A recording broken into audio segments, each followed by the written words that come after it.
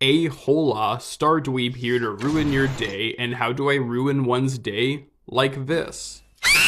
You guys recall seeing a bunch of these parody posters for the 2025 Lilo and Stitch remake? If so, you wanna know which one of these is my favorite? This one. Not for the poster itself, but specifically the tagline, "Nobody wished for this." Sure, it's no kiss your nuts goodbye, but it perfectly sums up the movie they were advertising. And by extension, every other live-action remake made under the domain of Michael the Mouse. I've only really watched a few of these things, but even still, I just don't see the appeal of them at all. But hey, maybe I'm just dumb, because apparently, they make bank. It's money this. $1 billion that. What do you mean DreamWorks is releasing a How to Train Your Dragon, a live-action remake? Dude, do you realize how close we are to a fucking live-action Shrek? It goes without saying, though, that Disney might be the only company in the world that would willingly blow millions of dollars into glorified, realistic animation they call live-action, or putting CGI on a root beer mug that you can literally buy at a fucking dollar store, dear god. And to think all it would have taken was Gal Gadot and this Alfred E. Newman-looking motherfucker to quell their chronic addiction to remakes, here comes Lilo and Stitch to dominate the box office once more to prove that yes, we're still getting a Moana remake.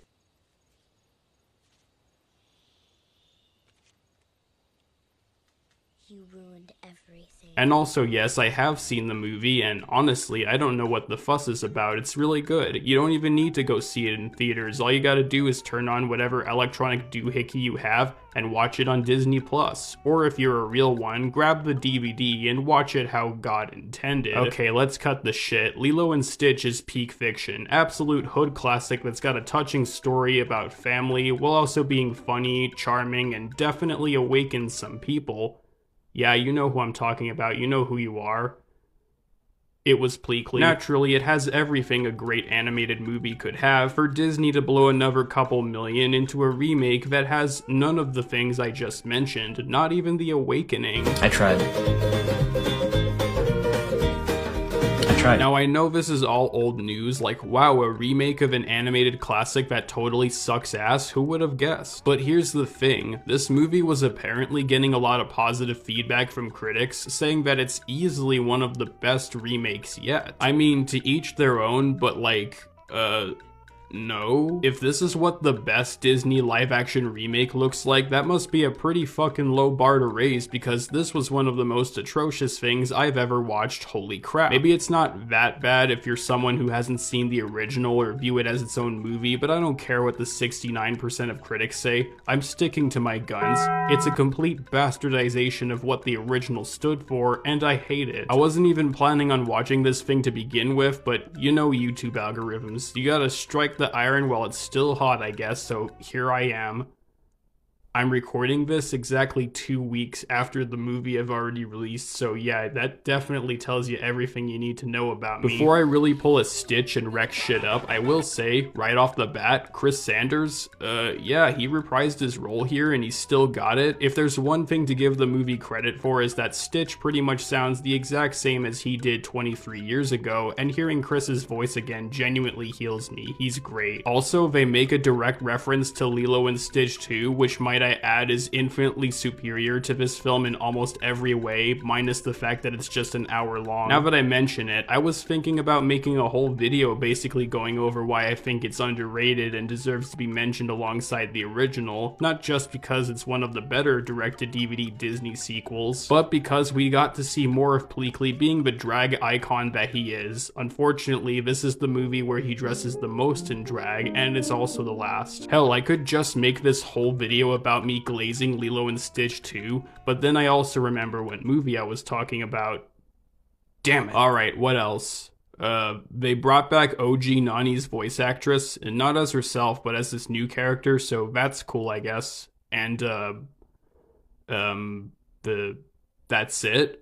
Okay, I lied. There was one scene where Stitch chucks a CD at a motherfucker, and that made me chuckle ever so slightly, I'll give them that. Unfortunately, the rest of this video going forward will make me sound like an angry cartoon reviewer, so I'd like to apologize if that bothers you, so yeah, you know, there's your heads up. Also spoilers, because even though this is based on a movie that's 2 decades old, I was shocked to see just how much of the story was changed for this remake. And if you think that might sound like a good thing, considering these remakes are often scathed for being pointless retellings that basically go through the exact motions of the original while also adding pointless changes that don't add anything or make the original better, buckle up, fucko. I feel like Disney deliberately tries their damnedest to make their remakes as flavorless and void of color as possible, just to replicate real life or whatever. Whether it be the hyper-realistic Lion King or the Breaking Bad piss filter used in Snow White, and this one, despite being set in Hawaii, gone are the gorgeous watercolor backgrounds and warm colors, now it's this dog shit presentation. Like, dare tell me with a straight face that this looks better than the original. Like, I dare you. Some of the CGI is okay, but it's blatantly obvious that they were trying to cut costs since they spent all of the production money on Stitch farting in a bowl of punch while playing Uptown Funk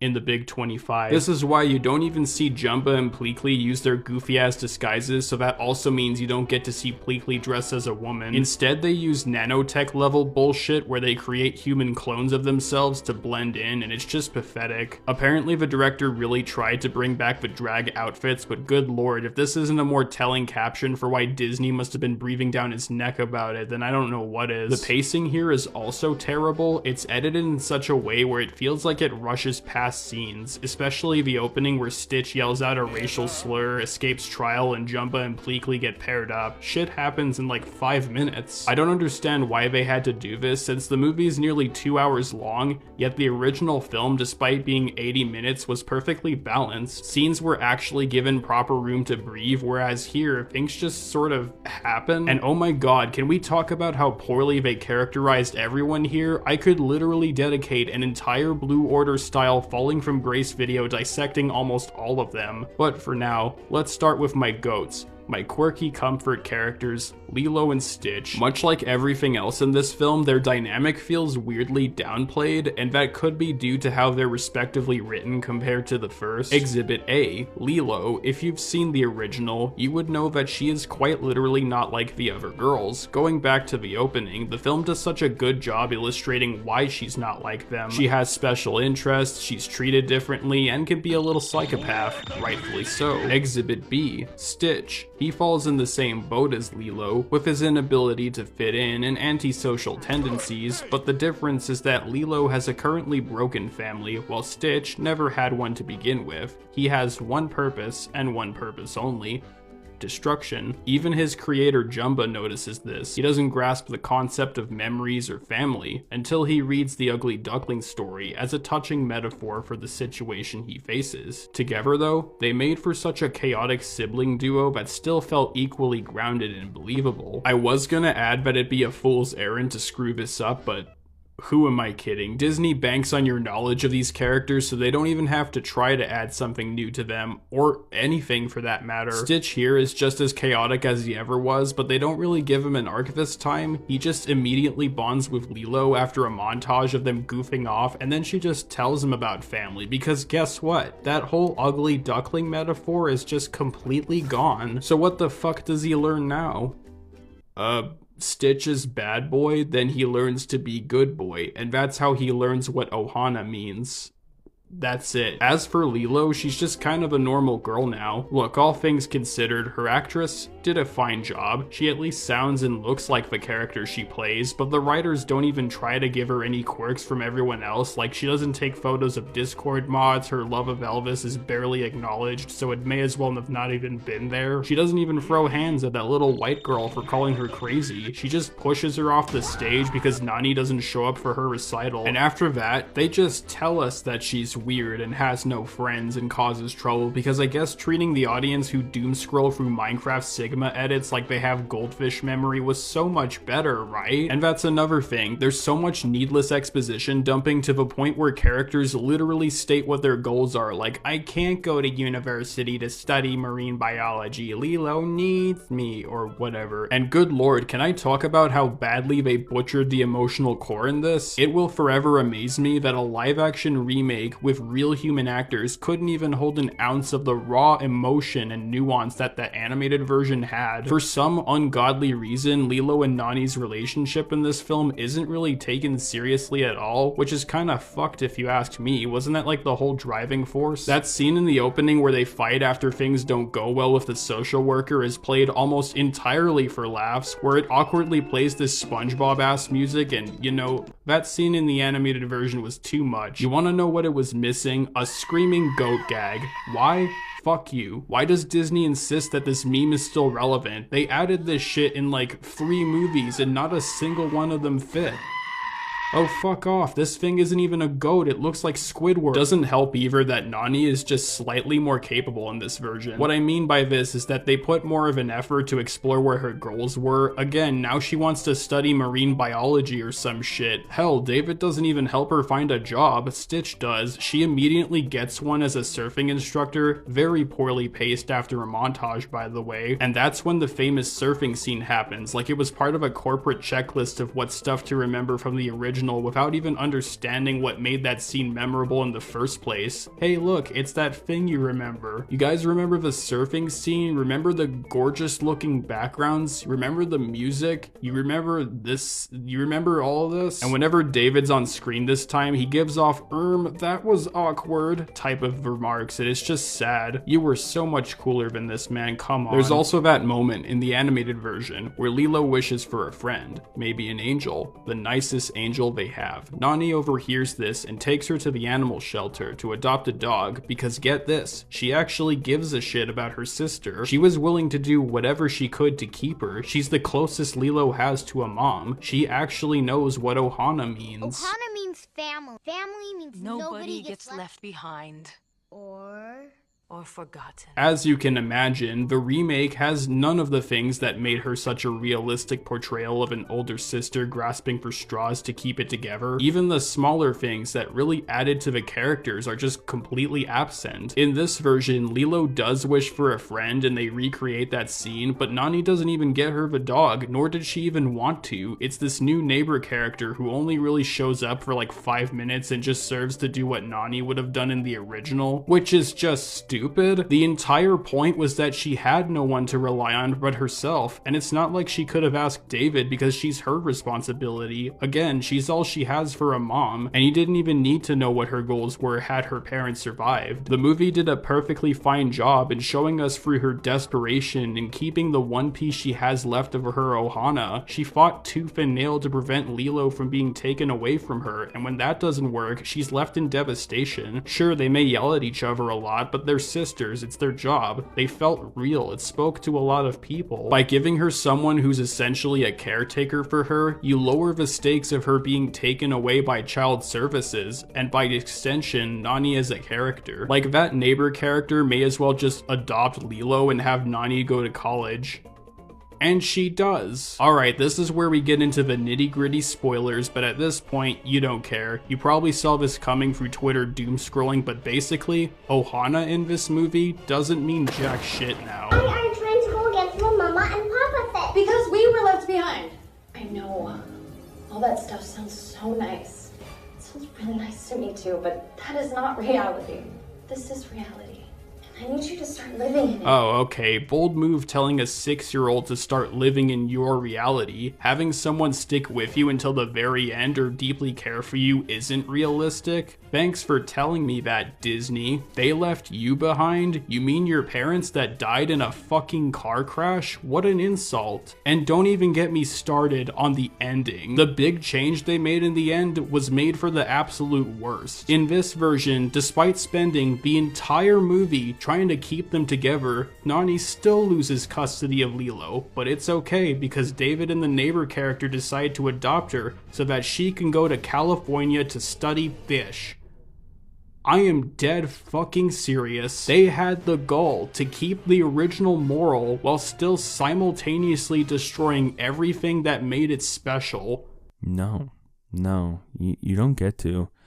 You don't get to do that. How do you fuck up something as universal as ohana? It was literally the core theme of the animated version. They spent more time establishing the importance of keeping their family together than they did with this dumb side story about her going to California, which is already dumb because if she wanted to study marine biology, there's a university in Hawaii that teaches that. What is the point of traveling across the country for a position you could literally stay in the state for? She would never even do this to begin with anyway. What are you doing? You know what though? It's fine. She's got a portal gun from one of the aliens, so she can check in on her sister every now and then. Okay, that's cool, I guess. So why would you attempt an emotional scene of them leaving when they could just see each other again? What was even the point of all of this at all? What are you doing? That was really bad. Good lord, okay. Where was I? Oh yeah, right, I just remembered.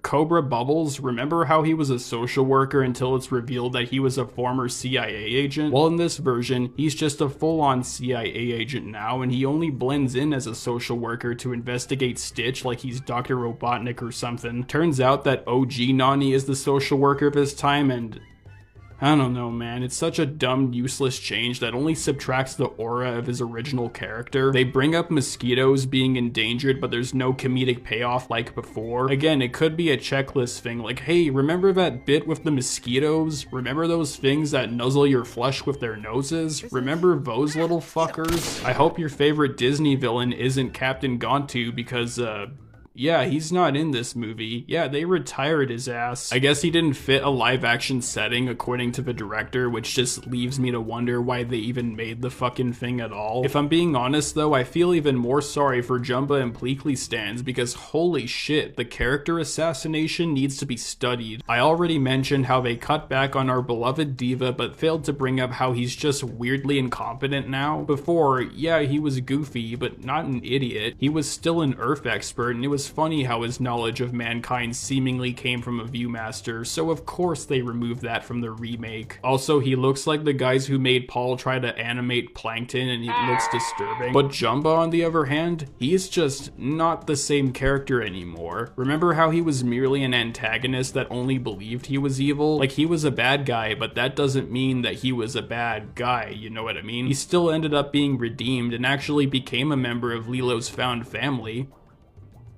Well, I guess the filmmakers found out that his CGI made it look like he has a dick on his nose and decided, hey, you know what? Let's make this ugly bastard the villain. What?